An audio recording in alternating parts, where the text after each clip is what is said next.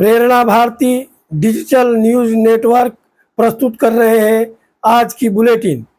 तो आइए देखते हैं बुलेटिन की प्रमुख खबरें। सीआईडी में नहीं दिखेंगे एसीपी प्रद्युम्न, शिवाजी साटम के किरदार को अलविदा कहने की घड़ी। क्या नीतीश कुमार बनेंगे उप प्रधानमंत्री? सिलडुबी में विशाल विरोध सभा, संशोधित वक्फ कानून को वापस लेने की मांग।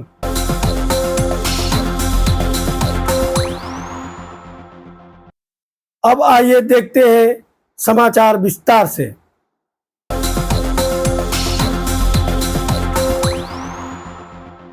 सीआईडी में नहीं दिखेंगे एसीपी प्रद्युम्न, शिवाजी सीटम के किरदार को अलविदा कहने की घड़ी।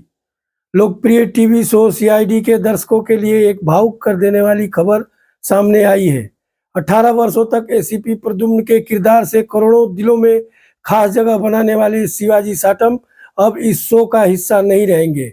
हाल ही में जारी किए गए एक प्रोमो में दिखाया गया है कि एसीपी प्रद्युम्न एक बम डिफ्यूज करते हुए शहीद हो जाते हैं। यह दृश्य न सिर्फ कहानी में एक बड़ा मोड़ है, बल्कि दर्शकों के लिए भी भावनाओं से भरा पल है। सीआईडी में उनकी गंभीर आवाज, सख्त निगाहें और मशहूर डायलॉग "कुछ तो गड़बड़ है" ने उन्हें भारतीय टेलीविजन का एक यादगार चेहरा बना दिया। अब बड़ा सवाल यह है कि शो में एसीपी की कुर्सी कौन संभालेगा?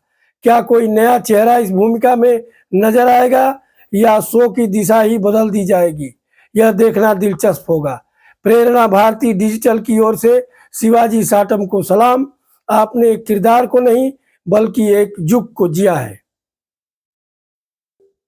बिहार के मुख्यमंत्री नीतीश कुमार को उप प्रधानमंत्री बनाकर भाजपा बिहार में मुख्यमंत्री के कुर्सी पर काबिज होने से लेकर ओबीसी कार्ड देश भर में खेलने की जुगाड़ में है। पूर्व मंत्री के बयान के बाद राजनीतिक हलकों में खलबली मची है। कांग्रेस ने भी माना हमसे दूर हो गए देश के ओबीसी। बिहार प्रदेश के बक्सर संसदीय क्षेत्र के पूर्व सांसद और पूर्व केंद्रीय राज्य मंत्री एवं भारतीय जनता पार्टी के वरिष्ठ नेता अश्विनी चौबे ने बिहार के मुख्यमंत्री नीतीश कुमार को उप प्रधानमंत्री बनने की वकालत की है। अश्विनी चौबे का मानना है कि नीतीश कुमार प्रधानमंत्री मोदी के साथ कंधे से कंधा मिलाकर काम कर रहे हैं और उन्हें इस पद के लिए योग्य माना जाए। उन्होंने कहा कि इससे बिहार का महत्वपूर्ण विकास होगा।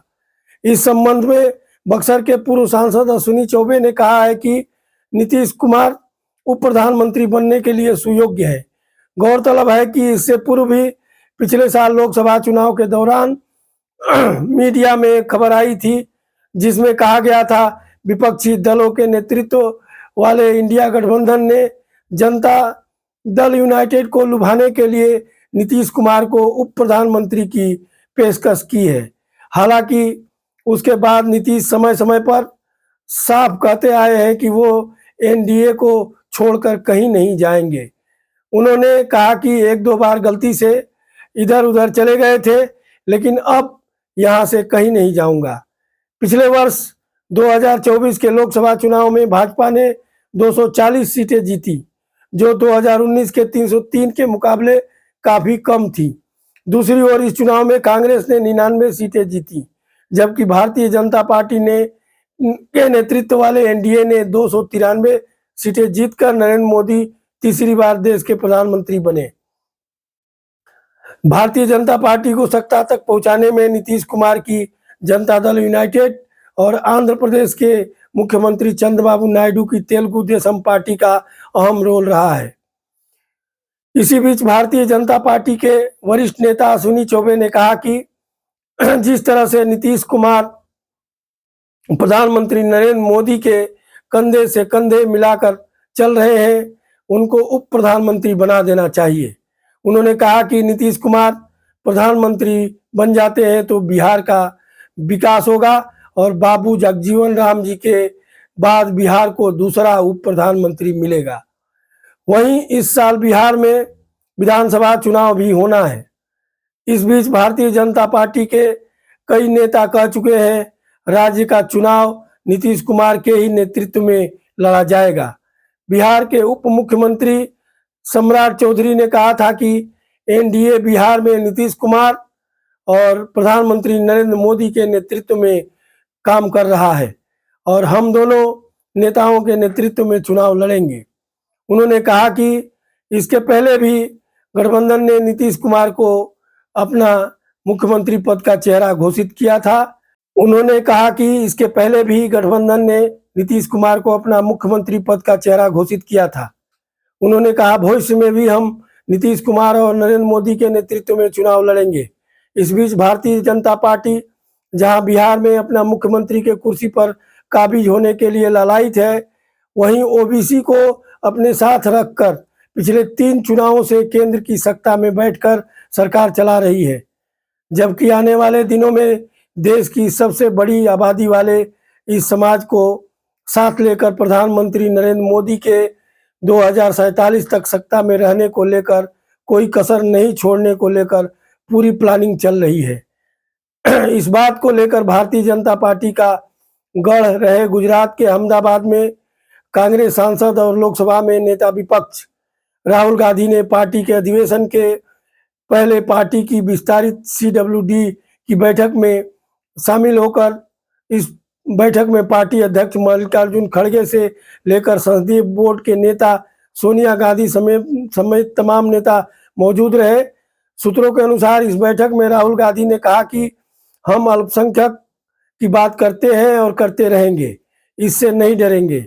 जानकारी के मुताबिक राहुल गांधी ने बैठक में दलित, ओबीसी और ब्राह्मण समाज को लेकर भी बयान दिया है। जानकारी के मुताबिक कांग्रेस की बैठक में राहुल गांधी ने कहा कि हम दलित, मुस्लिम और ब्राह्मण में ही उलझे रहे और देश की सबसे बड़ी आबादी और मतदाता ओबीसी हमारा साथ छोड़कर चले गए। हम अल्पसंख्यक की बात करते हैं, इसलिए कई बार हमारी आलोचना भी होती है, इससे डरना नहीं है, मुद्दे उठाए जाने चाहिए। राहुल गांधी ने कहा कि पहले हम मुसलमान माइनॉरिटी की बात करेंगे, डरना नहीं है। राहुल गांधी का यह बयान इसलिए भी अहम है कि जब देश भर में नए वक्फ कानून को लेकर अल्पसंख्यक समुदाय चिंतित है, संसद के दोनों सदनों में कानून पास हो चुका है, वहीं महामहिम राष्ट्रपति द्रौपदी मुर्मू ने इस कानून पर मोहर भी लगा दी है। कांग्रेस के नेता जब अहमदाबाद के सरदार वल्लभ भाई पटेल मेमोरियल स्मारक में विस्तारित CWC के साथ ग्रुप फोटो के लिए इकट्ठा हो रहे थे, तब केंद्र सरकार ने नए वक्फ कानून को देश में लागू करने का नोटिफिकेशन जारी कर दिया था। ओबीसी के मुद्दे पर राहुल गांधी की चिंता वाजिब हो सकती है। प्रधानमंत्री नरेंद्र मोदी ने गुजरात के मुख्यमंत्री रहते हुए ही सरदार पटेल की सबसे बड़ी प्रतिमा का ऐलान किया था। इसके बाद उन्हें पूरे देश के पटेल पाटीदार, कुर्मी और इससे जुड़ी ओबीसी जातियों का समर्थन मिला। मोदी ने खुद को ओबीसी नेता के तौर पर स्थापित कर लिया है। CWC की विस्तारित बैठक में पार्टी अध्यक्ष मल्लिकार्जुन खड़गे ने निशाना साधा। अब आने वाले समय में देखना होगा क्या बिहार के मुख्यमंत्री नीतीश कुमार को उप प्रधानमंत्री बनाकर बिहार की कुर्सी पर भारतीय जनता पार्टी के नेता बैठते हैं और नीतीश कुमार के सहारे भारतीय जनता पार्टी केंद्र में कितने दिनों तक सरकार चला पाती है। वहीं देश की सबसे बड़ी और पुरानी पार्टी कांग्रेस आने वाले वक्त में ओबीसी को अपने पाले में लाकर केंद्र में सत्ता का स्वाद कब चख पाती है। सीलडुबी में विशाल विरोध सभा का आयोजन, वक्फ कानून वापस लेने की मांग। All India Muslim personal law board के आह्वान पर देश भर में आयोजित विरोध कार्यक्रम के तहत असम के सीलडुबी में शुक्रवार को वक्फ कानून के खिलाफ एक विशाल जनसभा आयोजित की गई। जुम्मे के नमाज के बाद सीलडुबी तीन मुकाम मस्जिद कमेटी की ओर से स्थानीय बाजार प्रांगण में इस विरोध सभा का आयोजन किया गया, जिसमें हजारों की संख्या में मुस्लिम समुदाय के लोग शामिल हुए। सभा को संबोधित करते हुए मौलाना हाफिज जैनुल आबादीन लश्कर, मौलाना वलीउल्लाह लश्कर, मस्जिद कमेटी के उपाध्यक्ष खैरुल इस्लाम बड़भुइया, समाज सेवी अताउर रहमान बड़भुइया, जमालुद्दीन लश्कर और इस्माजुल हक चौधरी सहित कई वक्ताओं ने केंद्र सरकार द्वारा लाए गए वक्फ कानून संशोधन पर गंभीर चिंता जताई। मौलाना हाफिज अपने वक्तव्य में वक्फ की ऐतिहासिक पृष्ठभूमि पर प्रकाश डालते हुए कहा कि पैगंबर हजरत मोहम्मद साहब के दौर से ही वक्फ संपत्तियों को समाज सेवा के लिए दान किया जाता रहा है। आजाद भारत में भी वक्फ संपत्तियों का उपयोग मुस्लिम समुदाय की मदद, शिक्षा और जनसेवा के क्षेत्र में होता आया है, लेकिन वर्तमान केंद्र सरकार इस कानून को संशोधित कर वक्फ संपत्तियों पर नियंत्रण की कोशिश कर रही है, जो न सिर्फ अलोकतांत्रिक है बल्कि समुदाय के हितों पर भी आघात है। उन्होंने यह भी बताया कि इस कदम के खिलाफ सिर्फ मुस्लिम समाज ही नहीं बल्कि कई अमुस्लिम बुद्धिजीवी, जनप्रतिनिधि और सांसद भी खुलकर सामने आए हैं। संसद के दोनों सदनों में कई अमुस्लिम सांसदों ने इस कानून के विरोध में मत दिया है और कुछ ने तो सुप्रीम कोर्ट में याचिका भी दायर की है। इस दिन विरोध स्वरूप मस्जिद में नमाज पढ़ने आए मुसलमानों ने काला बिल्ला लगाकर अपना विरोध दर्ज कराया। प्रेरणा भारती डिजिटल न्यूज नेटवर्क से जुड़े ताकि आपको मिलती रहे पूर्वोत्तर भारत की जमीनी खबरें आपकी भाषा हिंदी में। মহলপুর কাটাল রোড জামে মসজিদের এই মহল্লাবাসীর তরফ থেকে আমরা বলতে চাই, ভারত সরকারের কাছে অনুরোধ জানাই যে এই কালা কানুন যেটা আমাদের উপরে চাপিয়ে দিয়েছেন সেটা সরানোর জন্য, যেটা মুসলমানের অধিকার, যেটা সুষ্ঠুভাবে যারা আমাদের সংবিধান দিয়েছে এটা যেন আমরা আবার যেরকম ছিল এটা আমরা পাই, এই অনুরোধ আমরা জানাবো সরকারের কাছে। কেন এটা গণতান্ত্রিক দেশ, সবার সমান অধিকার আছে, যার কারণে শুধু মুসলমানের উপরে নতুন নতুন কানুন দিয়ে এরকম মুসলমানদেরকে হেনস্থা না করে আমরা আমাদের সরকারের কাছে অনুরোধ জানাবো যে এই কালা কানুনটা যেন উঠিয়ে আগের মতো যেরকম মুসলমানের যে অধিকার ছিল ওয়াকফ বিলের সম্বন্ধে যেটা আমাদের সংবিধান দিয়েছে এই সংবিধান অনুযায়ী এটা আবার যেরকম ছিল এটা করে দেওয়ার জন্য আমরা সরকারের কাছে অনুরোধ জানাচ্ছি। আমরা এটার বিরুদ্ধে সরকারের কাছে বারবার আমরা এটা প্রতিবাদ জানাবো যতদিন এই কানুন আগের মতো না হয় এবং আমরা কোনো বিশৃঙ্খলা না করে আমরা নামাজের পরে আমরা সব এই জায়গার মধ্যে সমবেত হয়ে কাছাড়ের অনেক জায়গায়, হিন্দুস্তানের অনেক জায়গায় আজকে এই প্রতিবাদ আন্দোলনের কোনো আন্দোলন না করে আমরা সুষ্ঠুভাবে এটা আমরা সরকারের কাছে জানাইতেছি। আমাদের আর্জি যেন আমরা পালন করেন, সরকারের কাছে এই অনুরোধ থাকবো। আলহামদুলিল্লাহ। পূর্ব বহরপুর জামে মসজিদ থেকে আমরা কমিটি, ভারতবর্ষ একটি সার্বভৌমত্ব দেশ এবং গণতান্ত্রিক দেশ, সেই দেশের ভারতবর্ষের 26 ধারা, অনুচ্ছেদ 26 ধারা যে সংবিধানের মর্যাদা দিয়েছে সকল সম্প্রদায়ের মানুষকে চলাফেরা মৌলিক অধিকার দিয়েছে। আজকে ওয়াকফ, যেটা ওয়াকফ হচ্ছে মুসলিম একটি প্রপার্টি, মুসলিম প্রপার্টি মানে মুসলিমের একটা ট্রাস্ট, সেই ট্রাস্টটা একটা জনগোষ্ঠীর টার্গেট করে এই সরকার আজকে কালো আইন একটা আনেছে। সেই আইনের বিরুদ্ধে আমরা অত্যন্ত মর্মান্বিত হয়েছি এবং দুঃখ প্রকাশ করছি যে একটা জনগোষ্ঠীকে কেন টার্গেট করা হয়েছে।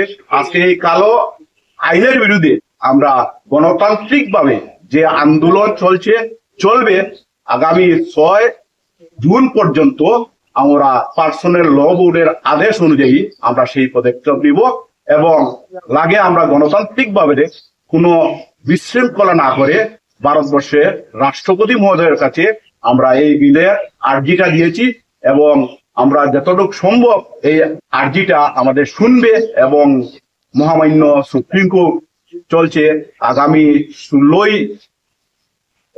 এপ্রিল সেটার সূচনা হবে এবং আমরা রাস্তা আছে ভারতবর্ষের সংবিধানের উপরে, আমরা কোনো उत्तेजना चाई ना, আমরা শান্তিপূর্বক ভাবে এই আন্দোलन चलবে এবং থাকবে। धन्यवाद। असम पंचायत चुनाव नामांकन का आज अंतिम दिन। हाइलाकांदी सहित पूरे राज्य में दिखी राजनीतिक हलचल। हाइलाकांदी प्रेरणा भारती के रिपोर्टर प्रीतम दास द्वारा एक रिपोर्ट। असम राज्य में पंचायत चुनाव को लेकर नामांकन पत्र जमा करने की प्रक्रिया आज समाप्त हो गई। राज्य भर की तरह बराक घाटी के हाइलाकांदी जिले में भी चुनावी सरगर्मी चरम पर नजर आई। विभिन्न राजनीतिक दलों के उम्मीदवारों और उनके समर्थकों ने पूरे उत्साह के साथ अपने अपने नामांकन पत्र दाखिल किए। हाइलाकांदी जिले में आज कांग्रेस पार्टी के जिला परिषद प्रत्याशी समर्थकों के साथ एक रैली निकालते हुए जिला कलेक्टर कार्यालय पहुंचे। ढोल नगाड़ों और नारों के बीच कांग्रेस समर्थकों का उत्साह देखते ही बनता था। वहीं दूसरी ओर भारतीय जनता पार्टी और उसकी सहयोगी असम गण परिषद ने भी एकजुट होकर संगठित रूप से अपनी सभी उम्मीदवारों के साथ नामांकन दाखिल किया। इन दलों की ओर से चुनाव को लेकर मजबूत तैयारी और समन्वय का परिचय देखने को मिला। दिलचस्प बात यह रही कि कई स्थानों पर निर्दलीय उम्मीदवारों ने भी चुनावी मैदान में उतरने की घोषणा करते हुए नामांकन पत्र दाखिल किए। इससे मुकाबला और भी रोचक हो गया है। जिला प्रशासन की ओर से नामांकन प्रक्रिया शांतिपूर्वक और व्यवस्थित रूप से संपन्न कराई गई। अब सभी की निगाहें आगामी चुनाव प्रचार और मतदान तिथि पर टिकी है। आप बताइए आपको आज मनोनयन पत्र जमा करके कैसा लग रहा है? बहुत अच्छा महसूस हो रहा है। जिस चीज़ के लिए हम लोग मेहनत कर रहे थे वो आज जाके पूरा कंप्लीट हुआ। तो आप महिला होके क्या करेंगे? आप अगर जीती तो महिलाओं के लिए क्या सोच के रखा है आपने? हर सुविधा हमें देना है, जो हमारे गांव में जिधर जिधर जरूरी है वो हम सब हर चीज़ करेंगे। अच्छा, आपको क्या लगता है आपका जीतने की उम्मीद कितना है? हाँ, पूरा 100 में 100% हमारे पूरा जीतने का चांसेस है। आपका प्रतिद्वंदी कौन होगा? कांग्रेस होगा या राइजर दल होगा? कौन किसको मानती है आपका प्रतिद्वंदी? कांग्रेस ही है। कांग्रेस के साथ आपका भिड़ना होगा? हाँ, अब बीजेपी के लिए खड़ी हूँ तब तो उनके साथ ही ना होगा। तो आप आशा व्यक्त करते हैं कि आप जीत रही हैं? हाँ, एकदम 100%। आपका शुभ नाम? डिंकी सिंह कुर्मी। ठीक, तो वो अच्छा, आज का जो मनोनयन पत्र आपने दाखिल किया है, तो दाखिल के बाद आपका पहला प्रतिक्रिया क्या है? अच्छा है, बहुत अच्छा है। थोड़ा टाइम लग गया क्योंकि यहाँ पे बहुत ज़्यादा भीड़ था। तो हम लोग सुबह आए थे 1:30 बजे के टाइम पे, उसके बाद अभी ख़त्म करके आ रहे हैं। आज तो मनोनयन पत्र जमा करने का अंतिम दिन था। हाँ, इसलिए आप कौन से क्षेत्र से चुनाव लड़ रहे हैं? और मैं कंचनपुर जीपी से। और आपका मतलब आंचलिक पंचायत या जिला परिषद? जिला परिषद हो गया आपका अलगापुर कंचनपुर। अच्छा। और जीपी हो गया कंचनपुर जीपी। और इसमें मतलब आपको क्या लगता है कि आपके जीत के उम्मीद कितना है आपको? हम लोग तो बोलेंगे 100%, क्योंकि विरोध में जो है वो इतना मतलब आगे नहीं जा सकता। तो हम लोग जीतेंगे जरूर। तो अभी आप बताइए, आप अगर जीतेंगे तो आप अगर जीतेंगे तो आप ऐसा क्या एक काम करेंगे जो यही अंचल के लिए सबसे अच्छा होगा? मैं तो अभी जो हमारे जो प्रतिनिधि अभी उम्मीदवार है जो वो बीजेपी से है। तो मेरा लक्ष्य जो है बीजेपी का जो भी जो प्रकल्प है वो गरीब लोगों तक पहुँचे, उसको हम पूरा करेंगे। हमारा पहला टारगेट वही रहेगा। तो आप लोग भाजपा से लड़ो? हाँ, भाजपा से रहे। भाजपा से टिकट मिला है? हाँ। ठीक, आपका शुभ नाम? मिठुन कुर्मी। और आप जिनको टिकट मिला है उनका? डिंकी सिंह कुर्मी। डिंकी सिंह कुर्मी। लखीपुर जिला परिषद और 31 आंचलिक पंचायत पदों के लिए नामांकन। भाजपा ने किया शक्ति प्रदर्शन। लखीपुर से चंद्रशेखर ग्वाला की एक रिपोर्ट। लखीपुर विधानसभा क्षेत्र में आज पंचायत चुनाव को लेकर सियासी हलचल तेज रही। 4 जिला परिषद और 31 आंचलिक पंचायत सीटों के लिए उम्मीदवारों ने भारी उत्साह और शक्ति प्रदर्शन के साथ नामांकन दाखिल किया।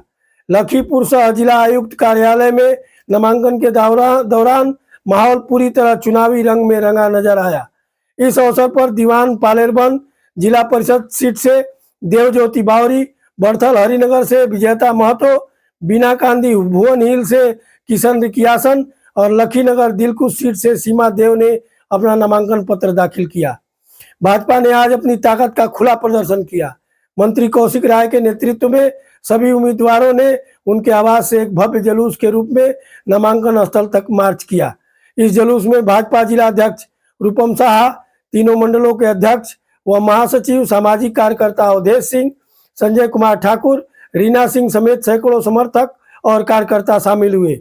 नामांकन के बाद पत्रकारों से बातचीत करते हुए मंत्री कौशिक राय ने दावा किया कि प्रधानमंत्री नरेंद्र मोदी और मुख्यमंत्री डॉक्टर हेमंत बिस्व शर्मा के नेतृत्व में भाजपा के सभी उम्मीदवार भारी मतों से विजयी होंगे। उन्होंने कांग्रेस पर कटाक्ष करते हुए कहा, 130 वर्षों से अधिक पुरानी कांग्रेस आज उम्मीदवार नहीं खोज पा रही है। साथ ही उन्होंने निर्वाचन आयोग से मांग की कि चुनाव निष्पक्ष और शांतिपूर्ण कराने के लिए कड़ी सुरक्षा व्यवस्था सुनिश्चित की जाए।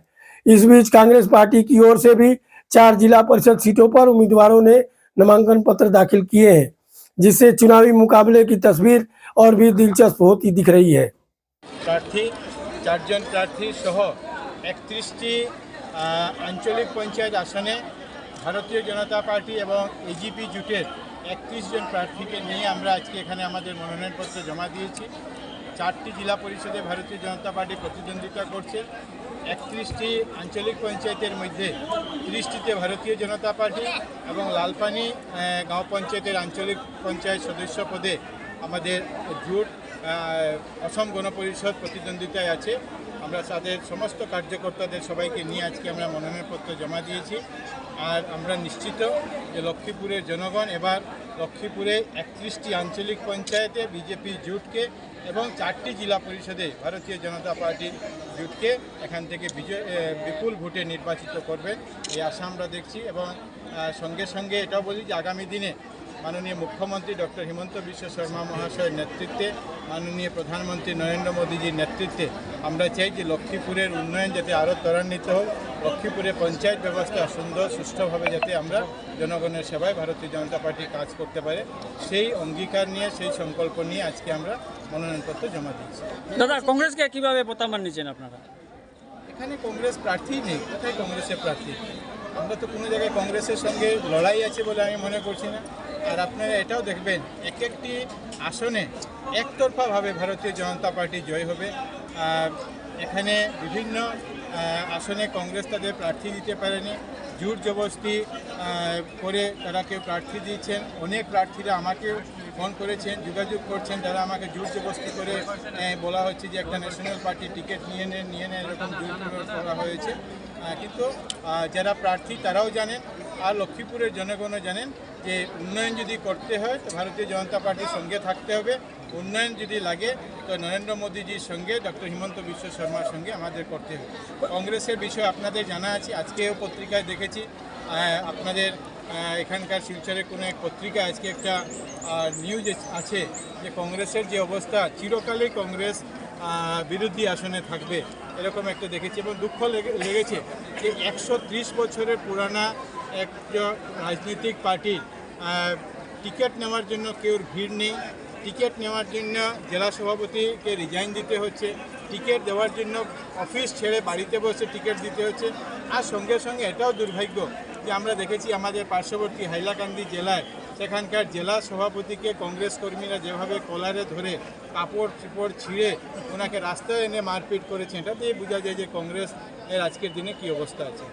প্রতিদ্বন্দ্বীগুলি কী পাবেন? লক্ষ্মীপুরে কি বিনা কন্টেস্টে বিজেপি সব নির্বাচিত হবে? আমরা চাই প্রতিদ্বন্দ্বিতা হোক, কারণ গণতন্ত্র যদি সুষ্ঠু হতে হয় প্রতিদ্বন্দ্বিতা হওয়া দরকার।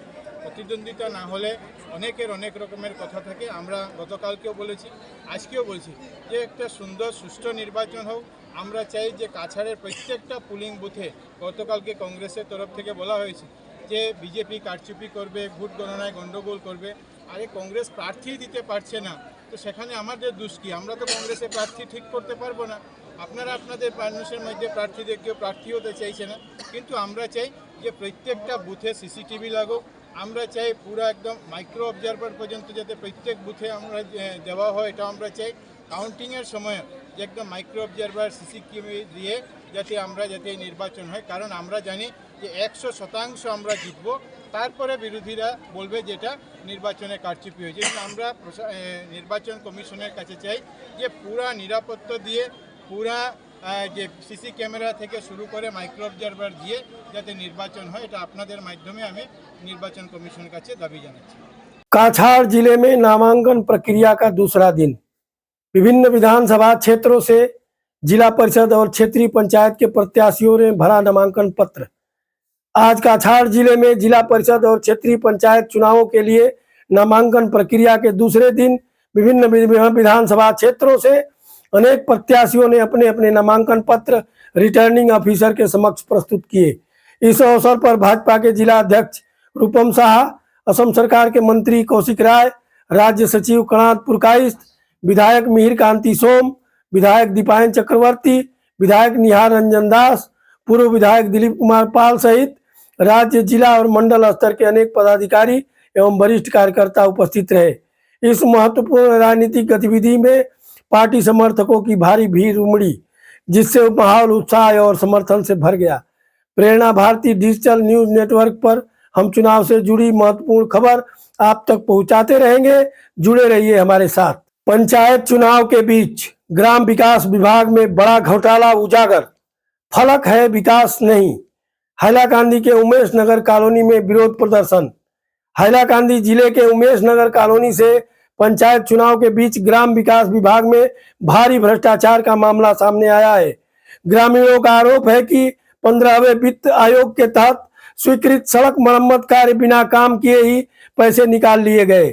साल 2022-23 में अलगापुर विकास खंड के अंतर्गत पड़ने वाले 5 ग्राम पंचायत के उमेश नगर कॉलोनी में करीब 10 लाख रुपए की लागत से कई सड़कों के मरम्मत कार्य की मंजूरी मिली थी, लेकिन यह विकास सिर्फ फलक तक ही सीमित रह गया।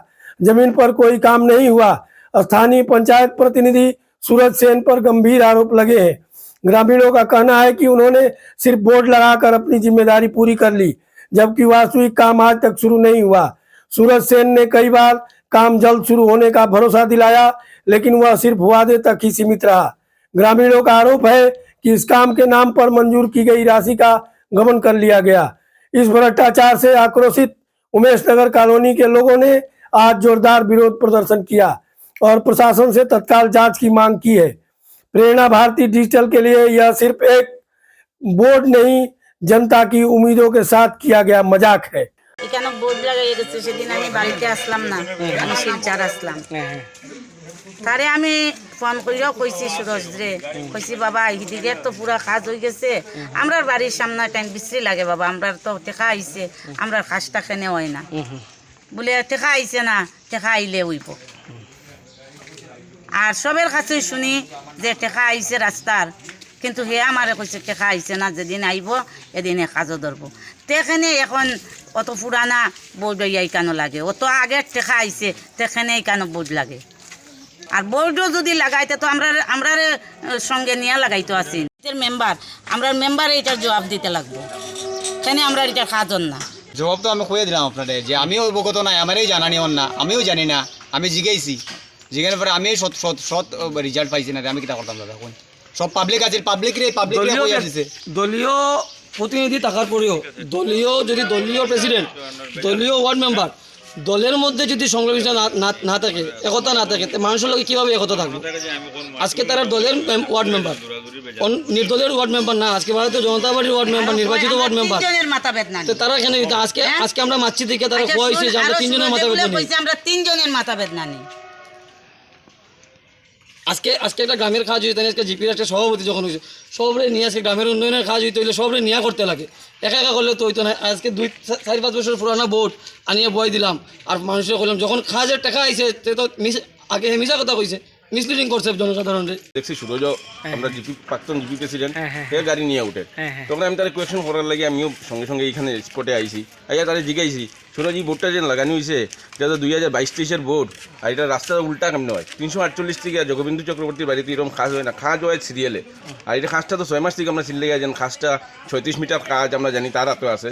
এটা যেখানে কাজ পুরানা কাজটা শেষ হয়েছে বোর্ড কাউকে যেটা কাজ করাইছুন, এখান থেকে কাজটা আইতো 36 মিটার যতটুকু কাজ হইবে, খালি আমরা 6 মাস থেকে কথা দেয় যেন ওই কাজ শুরু হইব, কাজ শুরু হইব। আমরা প্রচুর বেজান দিন আমরা তাই ফোন করছি, দেখা করছি তার লগে, ভাই কাজটা আরম্ভ করে ভাই, বর্ষার দিন আর গিয়ে শীতর দিন যার গিয়ে বর্ষার দিন এলে কাজ হইতো না। তারপরে ওই দিন বোর্ডটা লাগানোর পরে আমি সঙ্গে সঙ্গে তারা কইছি এটা কী ধরনের বোর্ড লাগানো হয়েছে, 22-23 বোর্ড ওখানে লাগানো হয়েছে, তারপরে কাজ নাই। কইছে দাদা চিন্তা করিও না, বোর্ডের চিন্তা করিয়া লাভ নাই, বোর্ড এইসব নিয়ার লেখা আছে, নিয়ার মানে হয়েছে ওইখান থেকে নিয়ার মানে আশপাশ হইতে পারে। তাহলে আমি কাজটা উইথিন 2 ডেজের ভিতরে আরম্ভ করবো। আমি বলছি যাতে কাজটা যেখান থেকে আরম্ভ শেষ হয়েছে ওইখান থেকে যাতে আরম্ভ হয়, কাজটা যাতে ভালো হয়, যেরকম কাজ ওই কাজটা ভালো হয়েছে, এই কাজটা যাতে ভালো হয় আমরা দেখাশোনা করবো। ভাই রাস্তা একবারই আইব, আর 25 বছরের মধ্যে রাস্তা আইতো না। কাজটা যাতে রাস্তার কলোনির কাজ, এটা কেউ পকেটের টাকা দিয়ে করে না, কেউ বাপের টাকা না, এটা সরকারের পয়সা, পাবলিকের টাকা। এর জন্য আমি তারা কইছি, হ্যাঁ দাদা তোমার কথা ঠিক আছে, কাজটা ভালো হইব, আমি 2 দিনের ভিতরে কাজটা শুরু করুন। বিকালে গিয়ে শুনি 5টার সময় আমরা বাজারে নামিয়ে শুনি ইলেকশন ডিক্লেয়ার হয়ে গেছে। আমরা এটা জানি যে ইলেকশন ডিক্লেয়ার হওয়ার পরে কোড অফ কন্ট্যাক্ট লাগে যায়, কোড অফ কন্ট্যাক্ট লাগলে কোনো ধরনের ডেভেলপমেন্টের কাজ হইতো না। তো শুনিয়া তো মোর মন খারাপ হয়। তারপরে তার লগে আমি কন্ট্যাক্ট করছি, কইছে না না না কাজ হইব, 2 দিনের ভিতরে কাজ শেষ হইব, একটু বেজাল আসি কাজ হয়ে যাবে, কোনো ইলেকশন ম্যাটার না। আমরা কলোনিবাসীর জমা হয়েছি এখানে, কোড অফ কন্ট্যাক্ট লাগার পরে 4 বছর আগের বোর্ড লাগানি হয়েছে 1 নম্বর, 2 নম্বর হচ্ছে গিয়া বোর্ড লাগানি কাজ না শুরু হইয়া বোর্ড লাগানি হয়ে যায়। এটা তো বহুত ধরনের বড় দুর্নীতি। এটাও দেখছি একটা, আরো শুনছি কলোনিতে আরো 2টা বোর্ড লাগানো হয়েছে। এজ এ পাবলিক হিসাবে এটা আমার জিজ্ঞাসা কর্তব্য। আমরা পাবলিক সব সময় যদি পিছিয়ে থাকি, মাতি না, তাহলে পাবলিকের পয়সা এরকম হেরফের হইব। এরকম ধরনের দুর্নীতি হইলে আমরা মানিয়ে নিতাম না, কোনোদিন মানিয়ে নিতাম না। আমরা এখন পাবলিক আর পুরানা পাবলিক জাগ্রত পাবলিক, আমরা এটা প্রোটেস্ট করব। কাজ করিয়া যাও, কোনো ইয়ে নাই। আমরা ভোট দিতে, আমরা সবাই এখন বিজেপিতে ভোট দিই। বিজেপির যেন সরকারের এরকম যেন দুর্নীতিগ্রস্ত সরকার আমরা জানি নাই, তারপরে এখন তো এইরকম দুর্নীতি চলে। आज का बुलेटिन यही समाप्त होता है। जुड़े रहिए हमारे साथ खबरों से अपडेट रहने के लिए। नमस्कार, शुभ रात्रि।